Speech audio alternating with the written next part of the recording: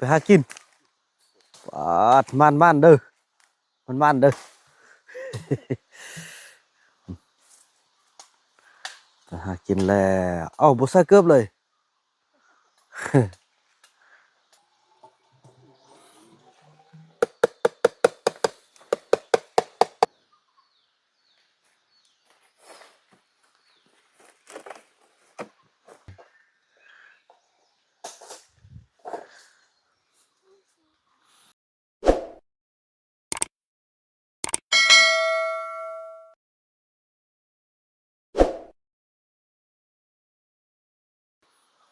สบายดี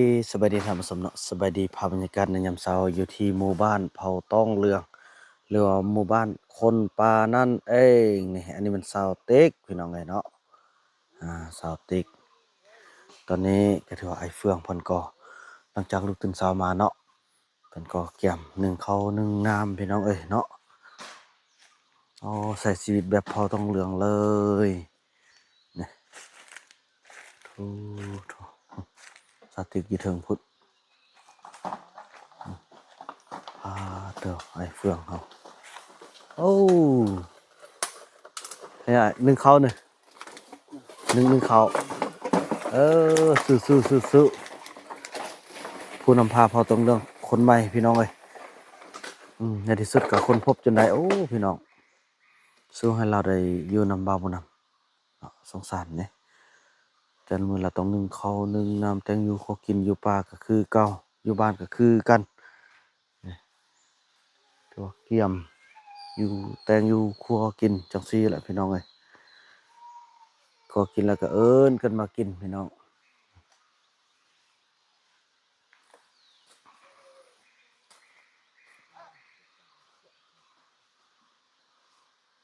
เพิ่นพยายามนั่นมาได้พี่น้องยามมองมาก็โอ้ถึกหลายนี่ป่าเนาะโอ้ถืออุดมสมบูรณ์แท้พี่น้องเอ้ยนี่นี่ป่ากังมีป่านี่โอ้โถโอ้ไปหยังไปหากินปาดมันเด้อมันเด้อไปหากินแล้วเอ้าบ่ใส่เกือบเลย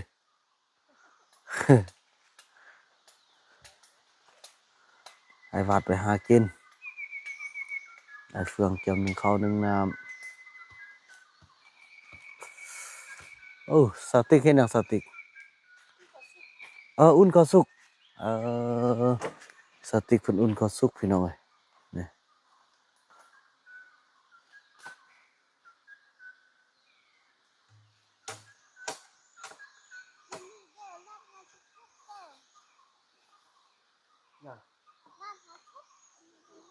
ลำหาสุกบอกบอกว่าลำหาสุกเด้อนี่เดี๋ยวเราสิเบิ่งน้ำมื้อนี้โอ้ไอ้เฟืองเพิ่นก็ลำเข้าเมื่อวานนี่ก็บ่สุกพี่น้องเอ้ยเออโอ้ยเห็นบ่น้องบอกว่าคันลำบ่สุกแล้วเป็นโจรก็ ถ้าเบิ่งลามเต็มมื้อนี้เนาะอันอันนี้ไอ้สิเฮ็ดจั่งใดไอ้สิห้องพื้นนะอืมอ้าวห้องพื้นซ่านแม่เบิ่งแน่ๆๆมานี่เบิ่งเอาเสียดให้เบิ่งเบิ่งบ่ได้ซะนี่สั่งบ่นะสิยากหยังก็เบิ่งขอยสิเฮ็ดให้เบิ่งเด้อขอยสิเฮ็ดให้มาเฮ็ดนี่มันไว้ว่ามันหักแบบมันนั่นขึ้นอ้ายบางเทื่อมันตันเลยก็เจ้าบ่ถ้าเจ้าซ่านบ่เป็นแม่นบ่ถ้าเราใส่เกียบมันบ่เบิ่งมานี่มาเบิ่งขอยสิสอนให้ซะนะเอ้ยนี่เอาไม้ตัวนี้มาพาสิเบิ่งเดี๋ยวบ่าวมันจะสอนให้พี่น้องเอ้ยเอ้ยบ่เป็นติเอาพาซ่องเลยพาซ่องบัดนี้พาซ่องพาเครื่องบ่น้อยจักเลยบัดนี้จักแล้วมาตัดเครื่องมันให้มันได้ซี่เด้อเบิ่งคันไอ้เฟืองบ่เป็นหรอกบ่าวบ่นำสิบอกเป็นอยู่ติอยู่กับป้ามาเอาติมาลำเสื้อเอาแต่ต้องเสื้อบางคนเขาก็ซ้ำเสื้อเขาเฮ็ดซ้ำเนื้อเป็นเนื้อซ้ซี่บ่แม่นซ้ำเด้ำแต่ว่าไปสอบเป็นยืนเต้ทิ่มติวเอาหน้าตึมให้มันได้2เซนเด้อตัวนี้ จิกก็ได้นะเอาเฮ็ดซะเนี่ยมันมักจืดโอเคเบิ่งบัดนี้นะมันอ่ะอันพับครึ่งตัดตึมหน้าก็เอาออกตึมโอเคให้มันอ่อนได้เพราะเฮาจึงสั้นได้นี่ได้แล้วนี่ ไปล้างปลาไปปลาล้างใส่ดีๆเด้อ นั่นแหละมีแต่4อันนี่ เอ้ย ไปเองกูอยากหลับ รับบ่ตื่นเอาเห็นบ่ตื่น มัน เล นั่นแหละ ย เอาแต่4อันนี่แหละ ได้มาเนาะบ่มีให้จับกล้องจะสั้นเป็นบ่บ่เป็น ต้องสารให้มัน เบิ่งเอาเฮ้ย นั่นนี่ เฮ้ยเพิ่นสิเอาเป็นหรือบ่เป็นบ่เป็นแล้วจับกล้องเขาน้องน้องเอาซั่นอ่ะจับกล้องเขาน้องเด้อนี่วิธีเด้อเอาทางนี้โอเออนี่เฮาเอา4อันนี่เห็นบ่โอ้ยเดี๋ยวไปซ่อนหัวหน้าเผ่าตรงเรื่องละอันนี้เฮาพับตัวนี้เด้อหลังจากทุกครั้งเฮาต้องเอา4อันพับตัวนี้พับหมดแต่ละอันน่ะเด้อนี่พับครึ่ง ก็มักเอาเสื้อตะตอง บ่ต้องนี่มันจะบางเทื่อมันถือเข้าอันแบบว่าเข้าซืดไล่แล้วมันเข้าเหนียวอ่อนไล่แล้วมันจะตันอ้าวจักอันละ1 2 33 4อันเด้อนี่วิธีสั้นอันนี้นี่หลังจากพับหมดแล้วเนาะตัวนี้เอามาเข้าในนี้เด้อเข้าในนี้แล้วก็ตัวนี้เอามาเข้าในนี้ตัวที่4 1 2 3ตัวนี้เอาอันนี้ตัวนี้ กวาง ตัวนี้เอาไว้ในนี้ตัวนี้เข้าหน้านี้วิธีมันอยากงงหน่อยนึงเด้อตัวนี้เด้อ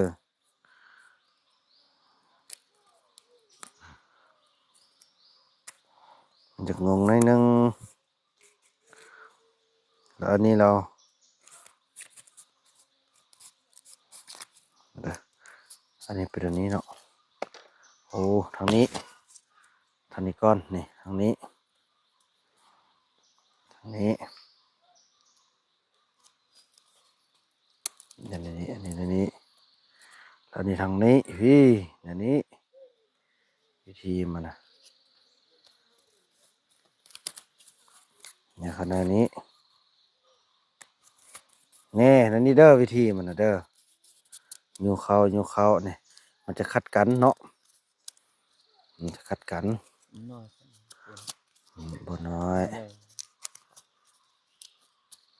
หูน่ะจิจ้องทางกลางนี้เพื่อให้มันเห็นบ่แต่ว่าจะแน่โอเคประมาณนี้พอเวลาเฮาอันนั้นมันจะออกนี้บางมันนี่เฮาบางมันตัวใดบางโอเคเดี๋ยวจับกล่องให้น้องเด้อเฮาต้องตัดออกตึม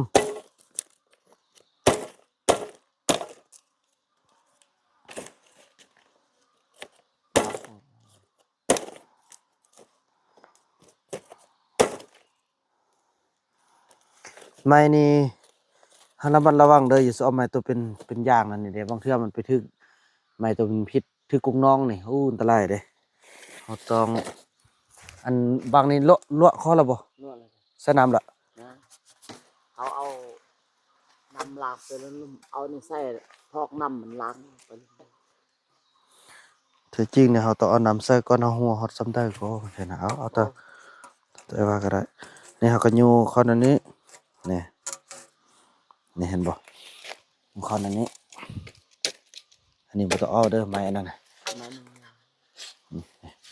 เนี่ยเข้านี่เห็นบ่มันก็จะเป็นห้องเนี่ยจนจำไปนะเลย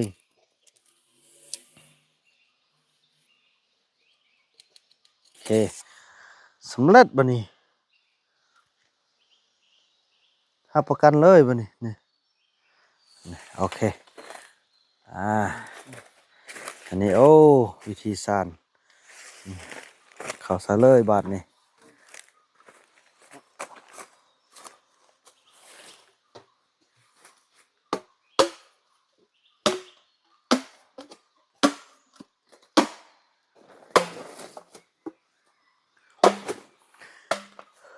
เพราะว่าบ่าวน้ำเคยอยู่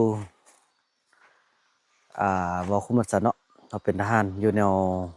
สรุปเราต้องเรียนรู้ทุกอย่างในการเอาชีวิตเอาตัวรอดเออถึงแล้วนั่นน่ะ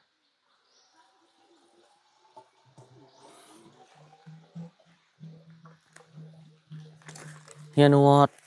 เอาอยู่จอมผู้เราสิเอาน้ำใส่มากินเด้พี่น้องเอ้ยถ้าว่าอยู่จอมผู้อยู่ผู้สูงบ่มีแหล่งน้ำนี่ถ้ามีไม้ไผ่นี่ก็ถือว่าเป็นบ่อน้ำแหละพี่น้องแต่ว่าสั่งเฮารู้วิธีเอาของมันเท่านั้นเนาะโอเค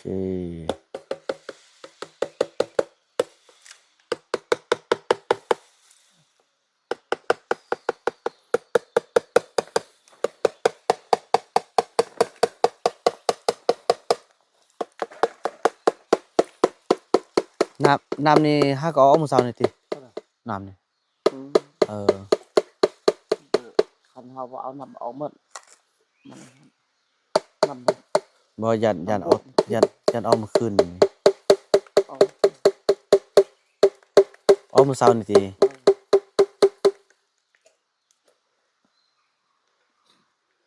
เขาเลื่อนนะ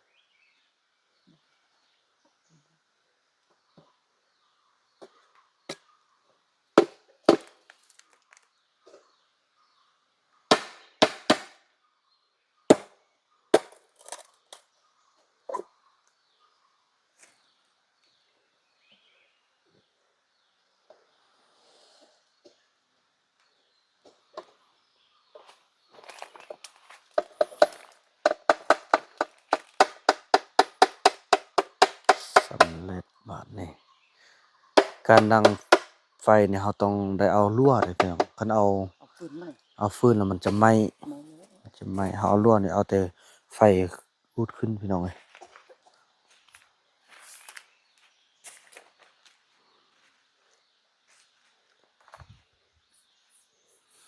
เริ่มแจ้งเข้ามา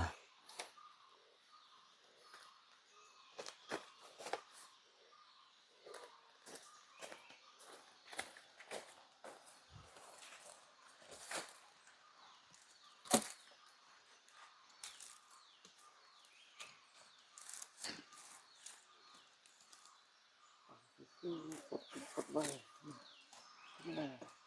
อืม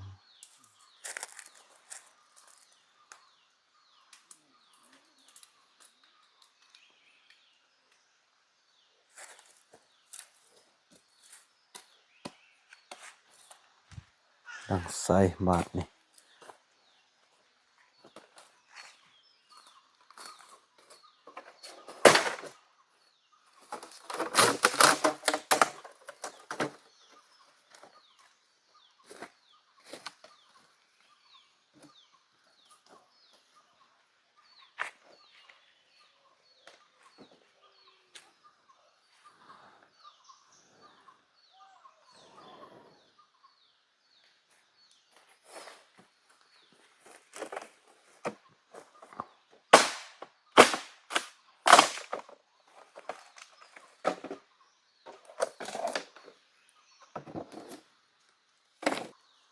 เมื่อวานทางป่าบ่ได้มันอายมันออกแล้วหนึ่งปุ่งแล้วหนึ่งแสดงว่า เข้าเฮามาบ่ได้ต้นได้ บ่เมื่อวานนี่น่ะกันแนวข้อยเบิ่งแล้วมันเข้าบ่ทันสุกเจ้าเอาลงซื้อมันอายออกปุ่ง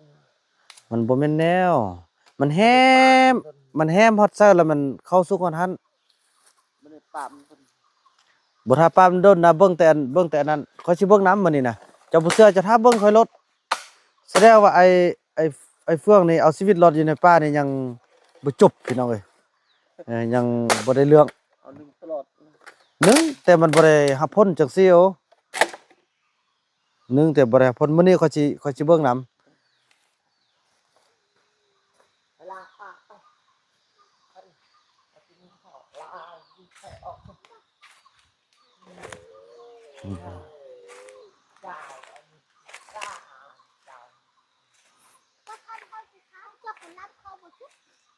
สึกแล้วบัดนี้พอสิเบิ่งน้ำลูกพอสิเบิ่งน้ำเออ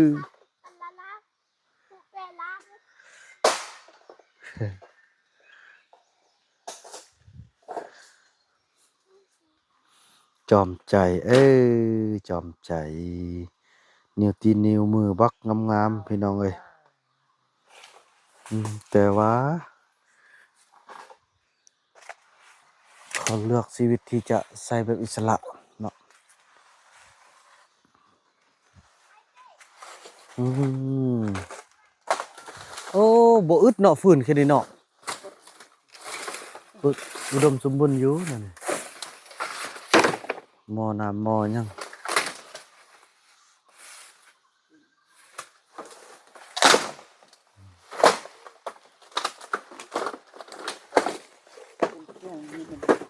อืม